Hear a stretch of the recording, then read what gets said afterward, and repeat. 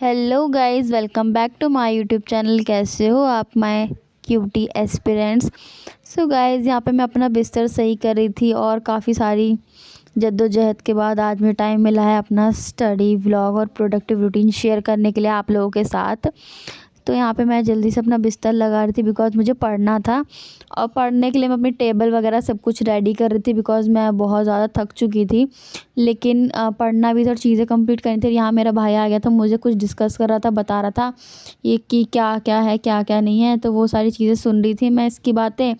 और फिर ये मेरे को बोल रहा था कि खाना खा ले वगैरह वगैरह। तो मैंने कहा ठीक है, मैं खाना खा लूँगी, पहले पहले मैं अपना ये सही कर देती हूँ और सारा सामान सही से लगा के अपनी स्टडी टेबल वगैरह, क्योंकि काफ़ी टाइम हो गया था मैंने कुछ चीज़ें आपके साथ शेयर भी नहीं की। तो मुझे लगा कि अपना प्रोडक्टिव डे आपके साथ शेयर करना चाहिए।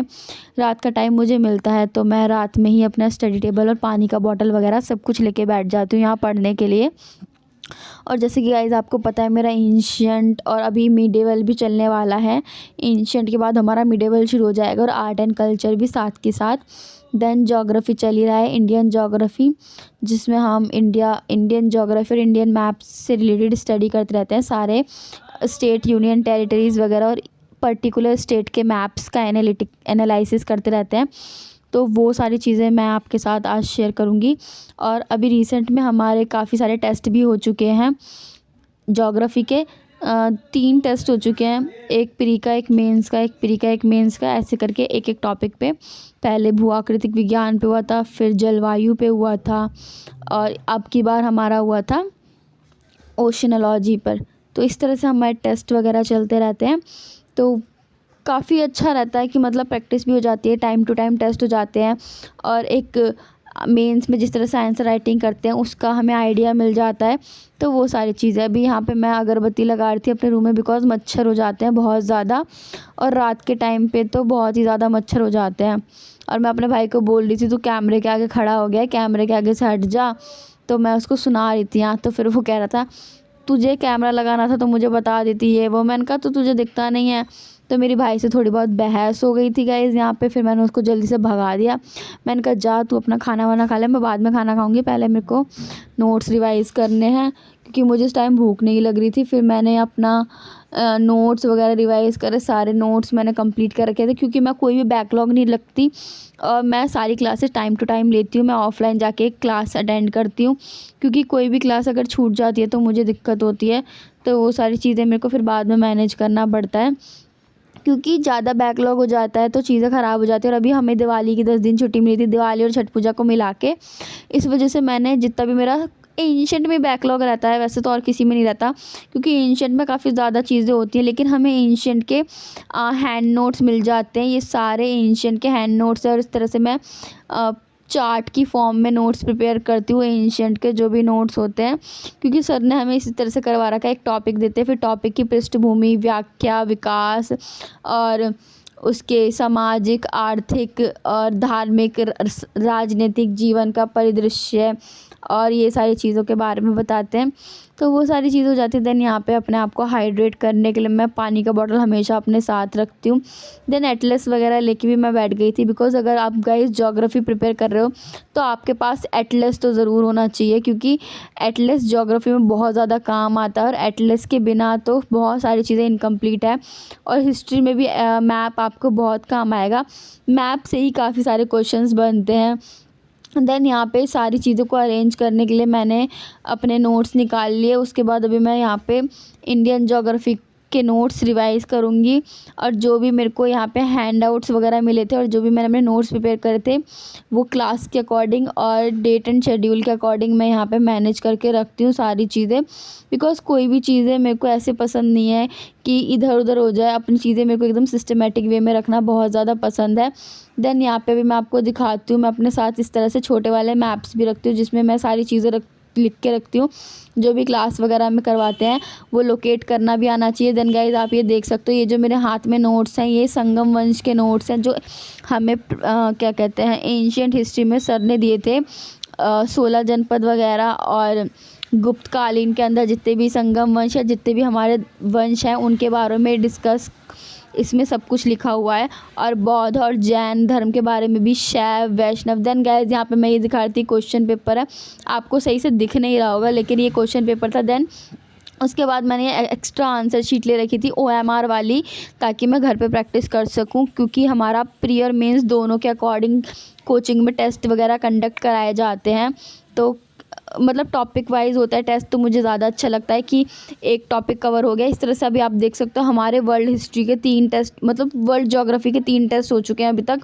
पहले भूआकृतिक विज्ञान पे, फिर जलवायु विज्ञान पे, और इसी तरह से ओशनोलॉजी पे, है ना, समुद्र विज्ञान पे। तो मतलब टॉपिक वाइज अगर कोई चीज़ें होती हैं ना तो वो ज़्यादा बेटर रहती हैं, एकदम से बर्डन नहीं पड़ता। और साथ के साथ आंसर राइटिंग और प्री में जिस तरह से क्वेश्चंस पूछे जाते हैं और नोट्स को किस तरह से रिवाइज़ करना है, ताकि जैसे क्वेश्चंस पूछे जाते हैं हम वो वाले की पॉइंट्स अपने पकड़ सकें। तो मैं वही सारा पेपर एनालाइज वगैरह कर रही थी यहाँ बैठ के। देन उसके बाद मैंने कहा पेपर वगैरह, काफ़ी सारे पेपर थे और साथ के साथ मेरे को मेरा आंसर शीट भी मिल गया था जो मैं मेंस में लिखती हूँ। मैं सोच रही हूँ आपको नेक्स्ट व्लॉग में आपके साथ शेयर करूँगी मेरी आंसर शीट। अगर आप चाहते हैं कि मैं आपके साथ शेयर करूँ मैं जो भी मेंस में आंसर लिखती हूँ, तो आप मुझे प्लीज़ कमेंट करना कि आप मुझे अपना शेयर करें। देन उसके बाद गाइज़ यहाँ पे मैं मैप में जाके, एटलस में जाके इंडेक्स देख रही थी और अपने इंडिया का मैप स्टडी कर रही थी, क्योंकि सर ने आज यूटीज़ और हिमालयाज़, माउंटेन्स और प्लेटूज़ के बारे में बताया था। साथ ही साथ स्टेट्स में यूपी वगैरह, ये सारे जो स्टेट के मैप्स हैं वो भी कवर अप करवाते जाते हैं सर। डेली एक ना एक मैप हमारा ज़रूर होता है क्लास में, क्योंकि साथ के साथ जब कोई टॉपिक चल रहा होता है और इंडियन ज्योग्राफी में ज़्यादातर चीज़ें समझने की है और ये सारी चीज़ें ज़्यादा हैं उसके अंदर, पहाड़ वगैरह, प्लेटूज़ वगैरह, रिवर्स वगैरह, झरने, सहायक नदियाँ और हिल्स वगैरह और नेशनल पार्क वगैरह कहाँ पे हैं, क्या चीज़ है, ये सारी चीज़ें ज़्यादातर हम स्टडी करते हैं। तो उसके पर्सपेक्टिव से बहुत ज़्यादा ज़रूरी होता है। यहाँ पे हमने भारत की भौगोलिक संरचना और अवधारणा के बारे में लिख रखा था, तो मैं वही सारी चीज़ें मैच कर रही थी कि हमारी क्या कहते हैं, उत्तर से लेकर दक्षिण तक जो भी रेंज हैं और पूर्व से पश्चिम तक की रेंज, ये सारी चीज़ें, है ना, भौगोलिक विविधताओं के बारे में यहाँ पे वही सारी चीज़ें मैं पढ़ रही थी। बिकॉज ज्योग्राफी एक ऐसा सब्जेक्ट है गाइस, अगर आप कॉन्सेप्ट के साथ साथ चीज़ें करोगे, टाइम टू टाइम चीज़ें समझ समझ के करोगे, ज्योग्राफी में चीज़ें हो जाती हैं। ज्योग्राफी आपको समझने के ऊपर डिपेंड करता है, क्योंकि ज्योग्राफी में ऐसी टर्म्स होती है ना जो हमारी डेली लाइफ से रिलेटेड होती है। ज्योग्राफी में भी काफ़ी चीज़ें वैसे अपडेट होती रहती हैं। और ज्योग्राफी एक क्लाइमेट है, पर्यावरण है, बहुत सारी चीज़ों से जुड़ी होती है ज्योग्राफी, हमारे प्राकृतिक की चीज़ों से। और ज्योग्राफी में जितनी भी हमारी भौतिक, भौगोलिक संरचना वगैरह, अवधारणाओं वगैरह, इन सभी के बारे में अध्ययन वगैरह कराया जाता है। तो उसी विविधता के बारे में हमें इसमें स्टडी करना होता है। वर्ल्ड ज्योग्राफी गाइस हमारा फाइनली ख़त्म हो चुका है, इंडियन ज्योग्राफी शुरू हो गया है। इंडियन ज्योग्राफी में सर ने काफ़ी क्लासेस, 4 से 5 क्लासेस अभी करवा दिए हैं, तो उसी के नोट्स मैं रिवाइज़ कर रही थी। बिकॉज एक टॉपिक अगर हमारा इंडियन ज्योग्राफी का कंप्लीट हो जाएगा तो उसके बाद वापस से विद इन 1.5 वीक्स या विद इन 2 वीक्स हमारा इसका टेस्ट हो सकता है। तो इसलिए मैंने सोचा कि अभी से रिवाइज़ करना शुरू कर देता, लेकिन जब टेस्ट आएगा तब मुझे कोई बर्डन ना पड़े। अगर एक बार मैं डेली अपने नोट्स 20 से 25 मिनट थोरोली रिवाइज़ करती हूँ, डेली क्लास में सर ने क्या पढ़ाया, तो भी चीज़ें बहुत ज़्यादा दिमाग में रहती हैं। आप एकदम ऐसे नहीं होते कि आपको कुछ भी समझ नहीं आ रहा, आप एकदम ब्लैंक नहीं रहते। कम से कम आपको ये तो लगेगा, भले आप परफॉर्म लिख नहीं पा रहे हो, लेकिन आपके दिमाग में ये तो रहेगा मैंने ये चीज़ पढ़ी थी, अगर मैं और अच्छे से इस चीज़ को पढ़ती और अच्छे से इस चीज़ को कवर अप करती तो मेरे से हो जाता, मैं इसका आंसर और बेटर तरीके से लिख सकती थी।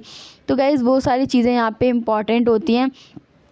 सो आज का व्लॉग यही था, आपको पसंद आया होगा। और जो भी डाउट्स हैं आप मेरे से पूछ सकते हो, नोट्स मैं कैसे बनाती हूँ और ज्योग्राफी में मैं मैप्स वगैरह बनाती हूँ कि नहीं बनाती, और साथ के साथ और क्या क्या चीज़ें हैं। उसके बाद गाइज़ मम्मी ने मुझे खाना खाने के लिए बुला लिया था, तो खाना खाने के बाद मैं आगे की स्टडी कंटिन्यू करूँगी। आपके लिए आज का व्लॉग इतना ही। Bye bye. Please like share subscribe ज़रूर करें।